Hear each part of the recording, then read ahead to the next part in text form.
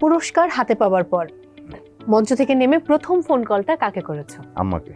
খুব স্বাভাবিক। আন্টি কি বললো? আম্মা বললো যে খুব ভালো, খুব ভালো। আম্মা তো খুব সরল মানুষ। বললো যে তুমি না দুইটা পাইছো, দুইটা দিলো না তোমার হ্যাঁ। পুরস্কার? আমি বললাম যে দুইটা একই ক্যাটাগরিতে এটা না, তারপরে হ্যাঁ। তো দুইটাতে পাইছো, তো দুইটাতেই দেওয়ার কথা। আমি বলছি যে, না মায়ের মন বলে কথা। যে হ্যাঁ। আন্টি কি বাসায় বসে বসে যখন নাটক দেখে তখন নাটক নিয়ে কিছু বলে নাকি কোনো মন্তব্য করে না?